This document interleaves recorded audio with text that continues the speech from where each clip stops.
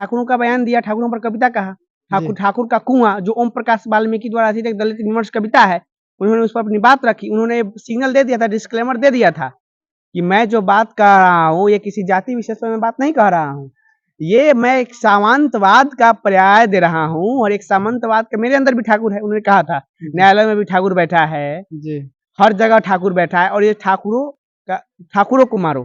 तो आनंद मोहन ने उस पर टिप्पणी किया, पलटवार किया। उनके बेटे चित्तानंद जो शिवहर से विधायक हैं, उन्होंने पलटवार किया। उसके बाद तमाम जगह शिवहर जिले में ही प्रथम बार परशुराम सेना द्वारा पुतला दहन देखा है तो उसको चित्तौड़गढ़ कहा जाता है। और चित्तौड़गढ़ क्यों कहा जाता है? क्योंकि वहाँ राजपूत वोटरों की बहुलता ज्यादा है और राजपूत वोटर और वैश्य वोटर ही तय करते हैं कि कौन जीतेगा। लेकिन चुनाव में आप ये नहीं कह सकते हैं किसको टिकट मिलेगा, किसको टिकट नहीं मिलेगा। अभी तो नहीं लग रहा है, बाद में कहीं मिल सकता है। आपके हिसाब से हो सकता है, लेकिन मेरे हिसाब से ऐसा नहीं है, क्योंकि चुनाव में नीतीश कुमार जी का व्यक्तित्व तो आप जान ही रहे हैं, उनका चुनावी इतिहास कैसा रहा है। तो जब बिहार से हैं तो आप ये समझ जाइए कि राजनीति में कुछ भी खेला हो सकता है, कभी भी। नमस्कार, मैं रंजीत और आप देख रहे हैं लाइव पब्लिक। आज हम लोग बात करेंगे शिवहर लोकसभा क्षेत्र पर। शिवहर लोकसभा के सांसद अभी रमा देवी, और आज हमारे साथ बात करने के लिए न्यू जंक्शन बिहार के पत्रकार शिवम जी हैं।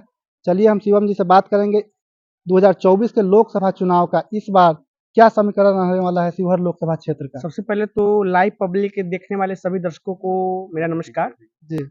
और यही देखिए, शिवहर लोकसभा की बात की आपने, मैं भी शिवहर लोकसभा क्षेत्र से आता हूँ, तो मैं बात करूंगा शिवहर लोकसभा क्षेत्र। देखिए 3 बार से सांसद रमा देवी जी वहां से सांसद हैं जी। और इस बार का चुनावी समीकरण बहुत बदल सा गया है, क्योंकि बहुत लोग कह रहा है कि रमा देवी जी 70 वर्ष से उम्र उनका ज्यादा हो गया है।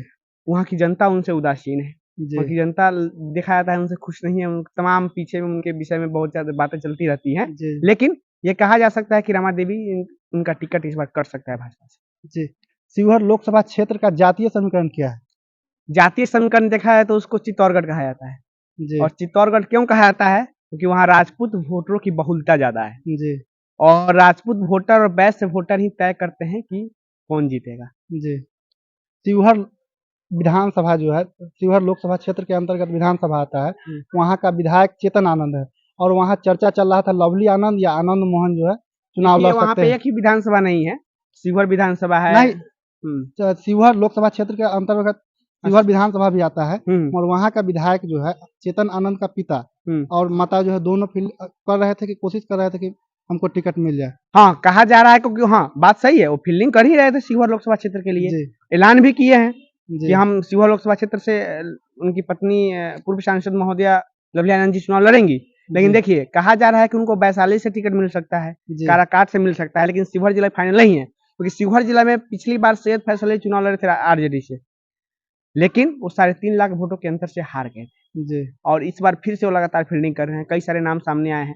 अगर भाजपा से आप देखें तो आशुतोष शंकर सिंह का नाम सामने आ रहा है। ठाकुर रत्नाकर राणा जो वहां से पूर्व विधायक रह चुके हैं, उनका नाम सामने आ रहा है। आशुतोष शंकर सिंह का नाम हम इसलिए कह रहे हैं क्योंकि वो युवा उद्योगपति हैं और एथेनॉल को जो सेक्टर होता है बिहार में, एथेनॉल उत्पादन, उसमें बहुत बड़ी भूमिका है उनको बिहार में उद्योग लगाने की।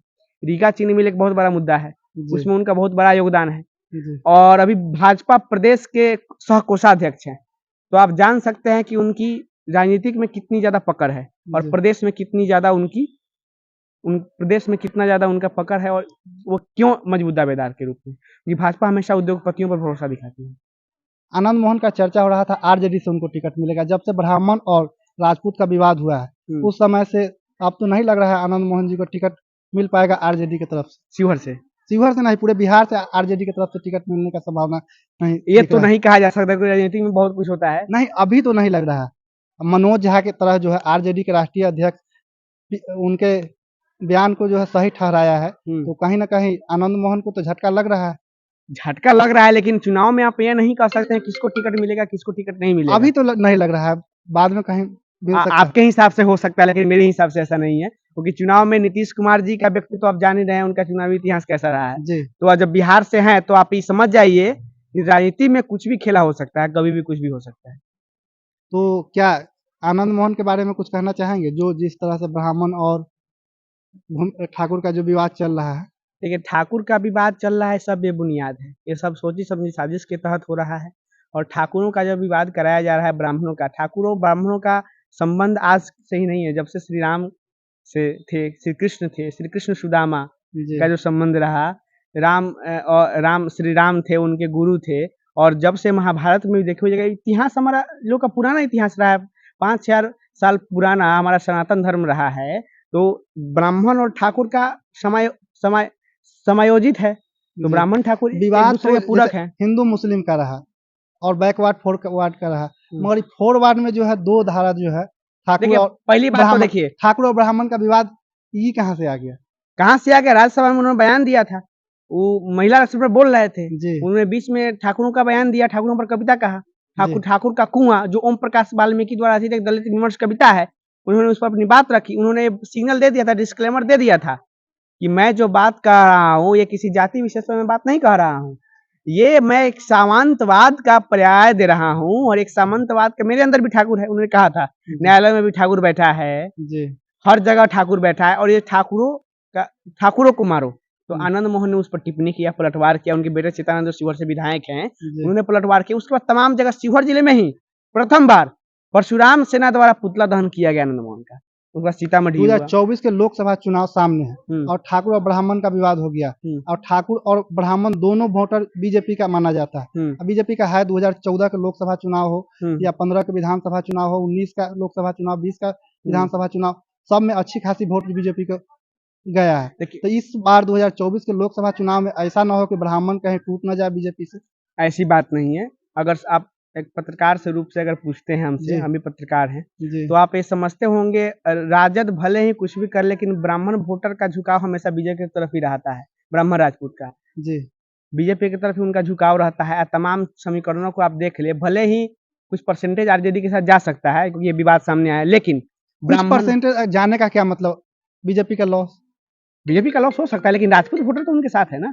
लेकिन नीरज सिंह बबलू ने जो बयान दिया था उनसे, राजपूत और ब्राह्मण वोटर दोनों वोटर जो है बीजेपी का ही है। हाँ बीजेपी का है, तो लॉस तो हो सकता है। 1% भी कटेगा यानी जो है बीजेपी का लॉस। उतना नहीं कटेगा, क्योंकि आप नहीं जानते हैं बिहार में जब से भूरा बाल सबको का नारा दिया गया था, तमाम सवर्ण लालू प्रसाद यादव के खिलाफ थे। आज भी देखा जाता है पूरे सवर्ण वोटर, ब्राह्मण voter, Rajput voter, Bhumihar voter जो भी हैं लालू प्रसाद यादव जी के खिलाफ ही रहते हैं। आज ये खिलाफ ही रहते हैं। ये बयानों का दौर है, कुछ दिन में देखिएगा सब शांत हो जाएगा, सब ट्रैक पे आ जाएगा और सब शांत हो जाएगा, फिर चुनाव का वही संग्राम सामने है। चलिए, आप देख रहे थे शिवम जी के बातों से कितने सहमत है कमेंट करके बताएं। जय हिंद, जय भारत।